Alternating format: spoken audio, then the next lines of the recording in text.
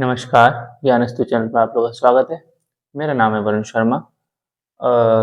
नए साल की आप लोगों को बहुत-बहुत शुभकामनाएँ सभी लोगों को।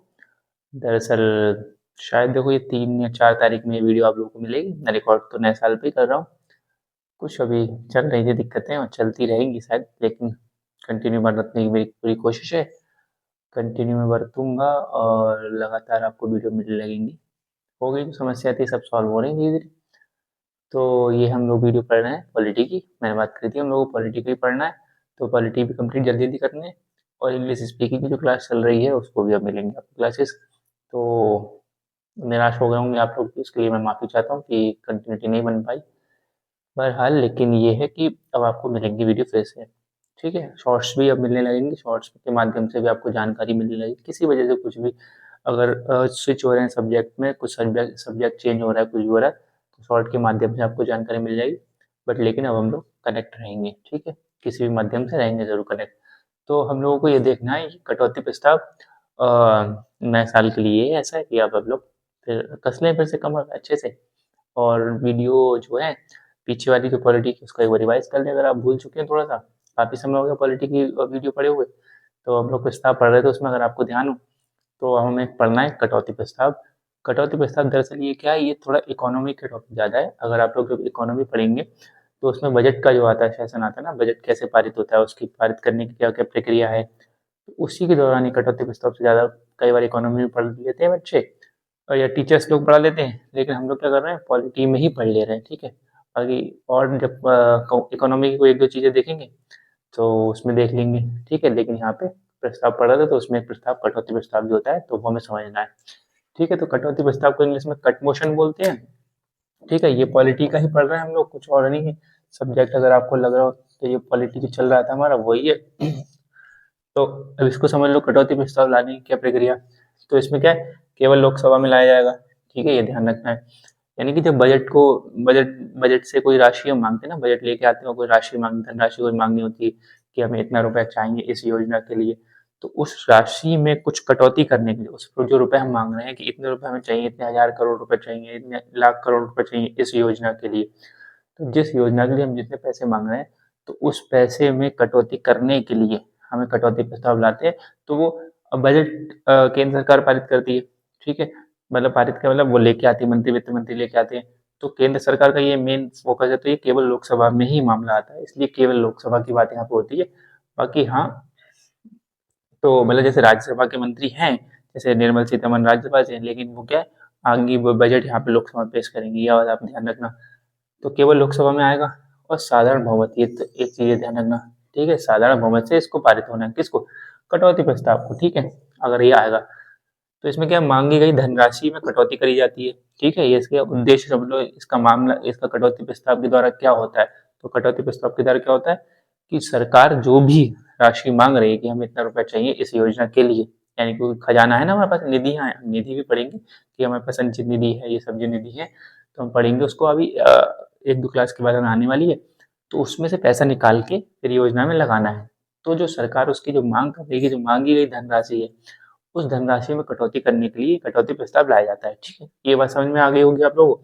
अब ये 3 प्रकार का होता है, ठीक है? ये समझना है, कटौती प्रस्ताव जो लाया जाता है वो 3 प्रकार का होता है। एक को बोलते हैं नीतिगत कटौती, दूसरे को बोलते हैं आर्थिक कटौती और तीसरे को बोलते हैं सांकेतिक कटौती, ठीक है? इसको इंग्लिश में क्या बोलते हैं नीतिगत कटौती को? पॉलिसी कट, ये मैंने यहाँ लिख रखा है।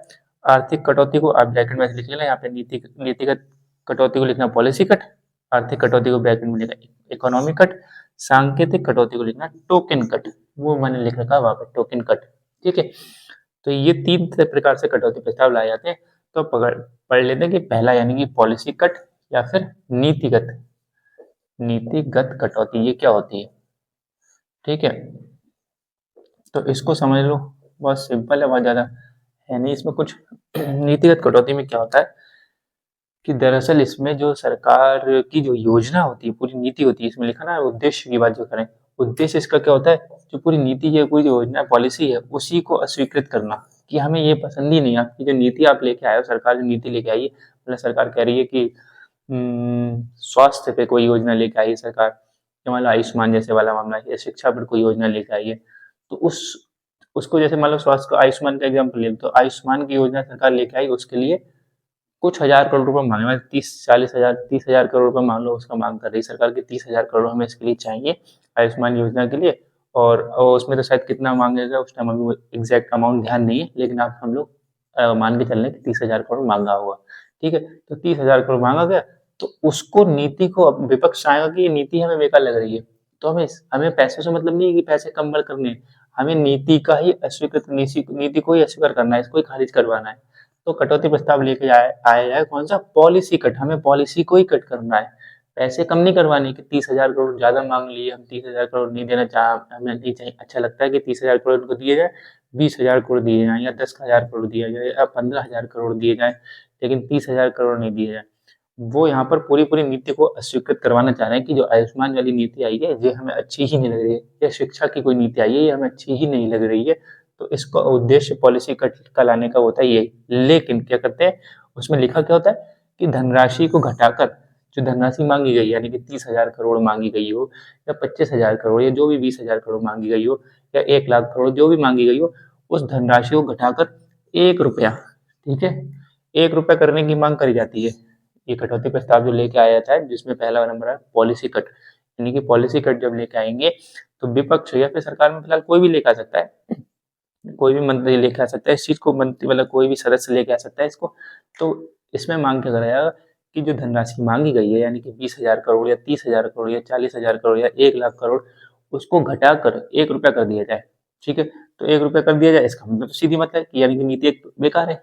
1 रुपये में क्या काम होने वाला है आज के जमाने में, कि 1 रुपये में काम हो जाएगा उस नीति का, तो इसका मतलब ही है ये कि नीति ही हमें आपकी बेकार लग रही है, आपकी योजना ही हमें बेकार लग रही है, आपकी पॉलिसी हमें बेकार लग रही है, इसलिए हमें पॉलिसी कट करना है, यानी कि इसको बोलते हैं नीतिगत कटौती।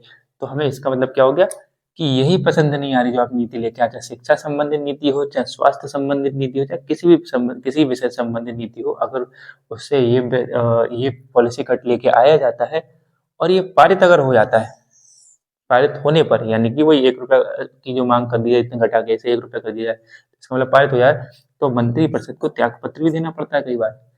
ये बात आप लोग ध्यान रख लो कि जहां जहां साधारण बहुमत की बात आ रही है, तो जहां जहां साधारण बहुमत की बात आ रही है, उस साधारण बहुमत से कोई भी अगर ऐसा है प्रस्ताव पारित होने वाला है, तो मंत्रिपरिषद के पद पे बात आई जाती है, क्योंकि साधारण बहुमत भी अगर आप नहीं ला पा रहे हो, तो इसका मतलब आप साधारण बहुमत से तो सरकार बनाए एक तरीके से, साधारण बहुमत का मतलब वही तो हुआ कि आधे से ज्यादा वाला मामला, और आधे से ज्यादा से सरकार बनती है।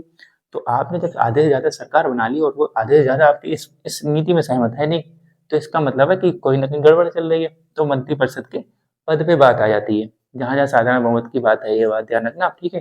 तो जहाँ, तो इसलिए अगर ये पारित नहीं हो पाया, यानी कि पारित हो जाएगा, तो ये जब पारित हो गया अगर कटौती प्रस्ताव ये वाला, तो मंत्रिपरिषद को त्यागपत्र, और पारित नहीं होगा तो इसका मतलब साधारण अभी बहुमत उनके पास में है, तो उनकी चलती है। सामान्यतः ये पारित होता भी नहीं है, ठीक है, ये कहना है पारित होने पर मंत्रिपरिषद को त्याग देना पड़ता है, सामान्यतः ये पारित नहीं हो पाता है, ठीक, क्योंकि केंद्र सरकार जिसकी होती है उसके पास बहुमत होता ही होता है। अब ये बहुमत है तो वो ले भी जाएगा साधारण बहुमत, इसको इसको विपक्ष क्या कर पाएगा इसका, अगर वरना फिर सरकार ही नहीं बन पाती, अगर मान लो ये जब पारित हो जाए, अगर इसके पारित होने की नौबत है, इसका मतलब है सरकार के पास बहुमत ही नहीं है, तो फिर वहां पे वो नहीं लेके आएंगे, विश्वास प्रस्ताव वाला खेल नहीं खेल लेंगे वहां पर, ठीक है। तो इसलिए सामान्यतः ये पारित नहीं हो पाता है, ठीक। इकोनॉमी कट पे आ जाओ, दूसरा वाला, यानी कि किसका, इसका नाम क्या है, आर्थिक कटौती, इकोनॉमी कट।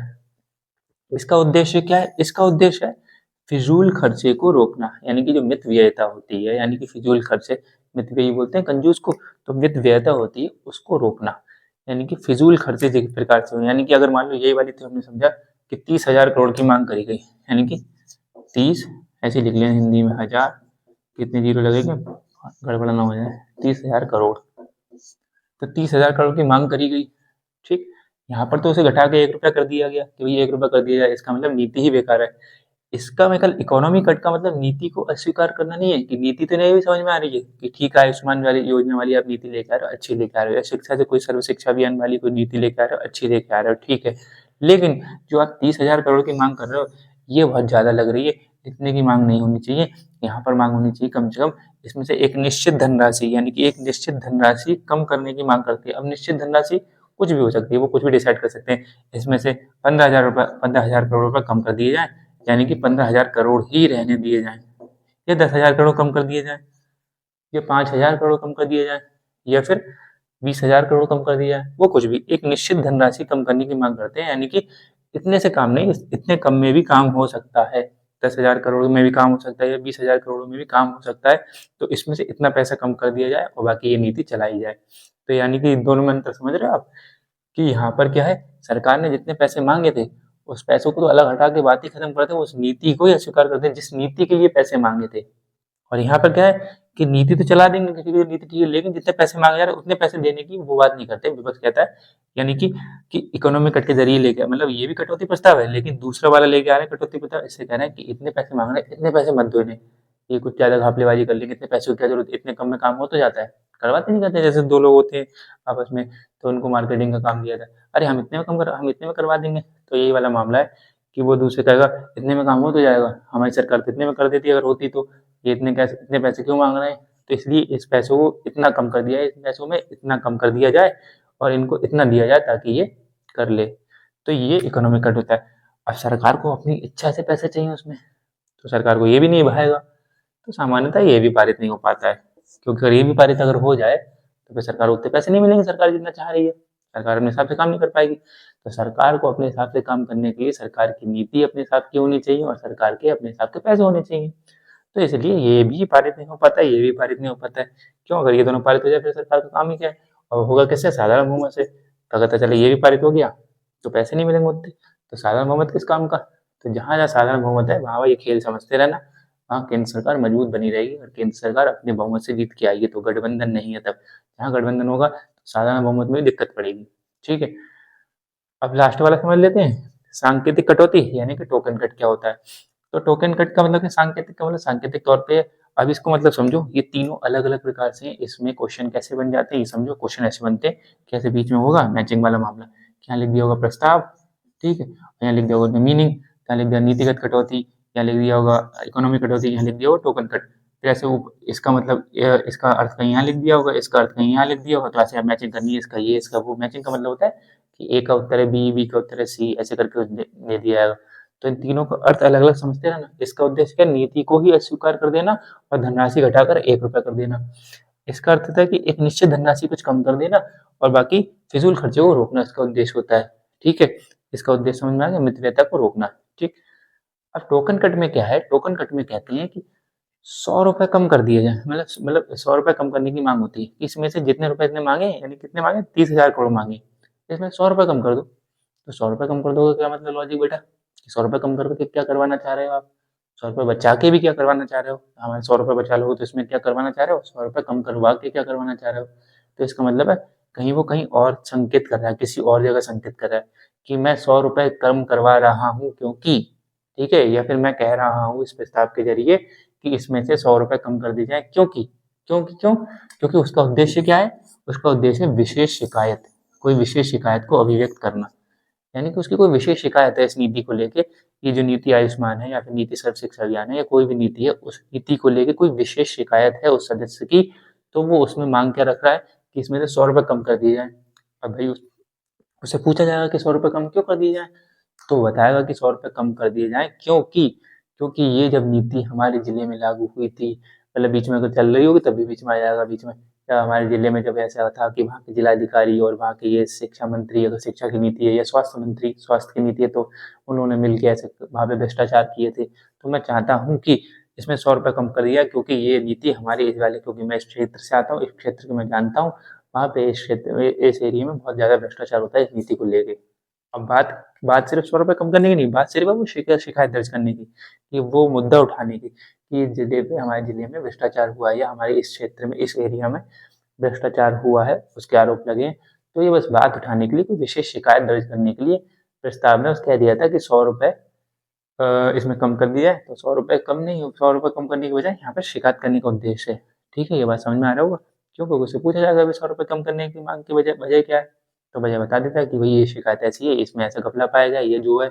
तो उद्देश्य समझ में आ गया कि इसमें नीति को अस्वीकार करना, इसमें फिजूल खर्चे को रोकना यानी मितव्ययता कम करना, मितव्ययता को रोकना, या फिर इसमें उद्देश्य क्या है, विशेष शिकायत को अभिव्यक्त करना। ठीक, ये आप उद्देश्य समझते रहे। इनको मैचिंग आ जाती है कि कटौती प्रस्ताव होते हैं, तो इसमें 3 प्रकार के होते हैं, इनका अर्थ क्या क्या होता है। ठीक, अब आप लोग इसका अर्थ समझ रहे होंगे और ये भी समझ रहे होंगे कि ये क्या है, कई बार ये होता है कि हाँ, ये वाला जो है टोकन कट, ये सामान्यतः कई बार पारित होते हुए नज़र आता है आपको। जैसे ये तो नहीं होगा, जब गठबंधन की सरकार होगी तो दिक्कत पड़ जाएगी, लेकिन केंद्र सरकार मजबूत है तो ये दोनों पारित नहीं होते। ये वाला कई बार होता है, क्योंकि कई बार केंद्र सरकार भी चाहती है कि ये पारित हो, कि हमें भी तो पता चले कि हमारी नीति में कहाँ-कहाँ कमी है। ये नीति लेके आई सरकार, केंद्र सरकार, अब वो ग्राउंड लेवल पे जहाँ पे लागू हो रही है, तो सदस्य वहाँ का, विपक्ष का सदस्य वहाँ पे भी होगा, तो विपक्ष का सदस्य वहाँ से कोई बात उठाए तो हमें भी पता चल जाएगी वहाँ पे, और वहाँ का मंत्री हो, या फिर कई बार उस एरिया में, जैसे उस राज्य में भी लागू है। भारत सरकार तो, केंद्र सरकार जो योजना लेके आएगी वो पूरे भारत के लिए आएगी, ठीक है। और वो जिन राज्यों में केंद्र सरकार में जो सरकार है, यानी केंद्र में जिस पार्टी की सरकार है, जैसे मान लेते हैं एग्जाम्पल के लिए अभी बीजेपी की सरकार है, तो केंद्र में बीजेपी की सरकार है, और जिन राज्यों में बीजेपी की सरकार नहीं है, कांग्रेस की है या किसी और पार्टी की है, वहाँ की लोकल की पार्टी की है, तो उनकी जो सरकार है वहाँ पर, और वहाँ पर इस नीति में कोई गड़बड़ हो रही है, तो वहाँ पर केंद्र सरकार भी चाहिए, यानी कि बीजेपी वाले भी चाहेंगे कि वहाँ का कोई सदस्य, जिन राज्यों में कांग्रेस की सरकार है या किसी और पार्टी की सरकार है, वहाँ से कोई सदस्य आए या फिर हमारे सदस्य आए और ये सांकेतिक प्रस्ताव लेके आए 100 रुपये कम करने की मांग। तो वो कहे कि हमारे जिले में इस राज्य में इस जिलाधिकारी ने इस शिक्षा मंत्री के साथ मिलकर ऐसा किया या ऐसा वैसा किया, जो भी कोई रिपोर्ट लेके आएगा तो संकेत चला जाएगा उधर, तो इधर फिर केंद्र सरकार भी कहेगी देखिए हमारी सरकार होती तो हम ऐसा नहीं होने देते।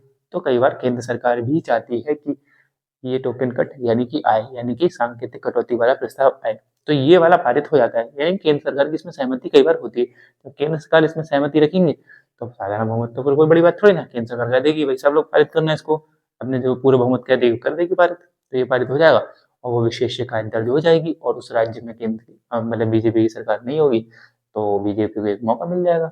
या फिर मान लो कांग्रेस जब केंद्र सरकार में होगी तो कांग्रेस भी ऐसा करेगी, हर सरकारें करती हैं, ठीक है। तो ये चीज़ आप समझ में आ रहा है। तो अगर बात है कि ये पारित होते भी नहीं होते हैं तो भाई ये तो नहीं हो पाएगा, ये भी नहीं हो पाएगा। ये कई बार होता है केंद्र सरकार की, इनमें कई बार मंजूरी होती है कि करो करो करो, ठीक है। पश्चिम बंगाल से अगर मान लो कोई हो जाए तो बीजेपी जरूर कहेगा हाँ लेके आओ लेके आओ लेके आओ, ठीक है। तो ये चीज़ समझ में आ रही है आप लोगों को। तो अब हम लोग मिलते हैं अगली क्लास में, ठीक। मोस्ट प्रोबेबली पॉलिटी की और इंग्लिश की क्लास साथ में चलते रहें, आप लोग साथ में पढ़ते रहें। माफ़ी चाहेंगे जो भी आपको दुविधा हुई हो, इस बीच कई लोग निराश भी हो गए थे मुझे पता है, तो उसके लिए माफ़ करिएगा। बस नए वर्ष की बहुत बहुत शुभकामनाएं आप लोगों की फिर से। अच्छा रहे आपका नया साल और अच्छे से पढ़ाई करिएगा। दरअसल ये मत बोला, मतलब बच्चे बोल रहे थे कि सर अंग्रेजी नंबर से, जिस चीज़ से हम नहीं बच सकते, ठीक है। हम पूरे दिन तारीखें वही सब करते हैं, तो ऐसा कहना गलत है मेरे हिसाब से, ठीक। आपको नया साल मुबारक हो, नया साल का मतलब नया साल ही है, जब उसको नया साल मानते हैं, सब चीज़ें तो हम ऐसे ही करते हैं, तो फिर एक दिन को हम लोग अंग्रेजी अंग्रेजी बोल के क्या फ़ायदा, ठीक है। फिर भी मैं अपनी तरफ से बोल रहा हूँ हैप्पी न्यू ईयर, है ना। सबको नए साल की बहुत बहुत शुभकामनाएं, और अच्छे से पढ़िएगा और अच्छे से लोगों को बता दीजिएगा कि पढ़ेंगे, उसके लिए माफ़ी चाहूँगा, जो भी दिक्कत हो गई होगी, ठीक है। फिर मिलते हैं अगली क्लास में, तब तक के लिए धन्यवाद, ख्याल रखिएगा।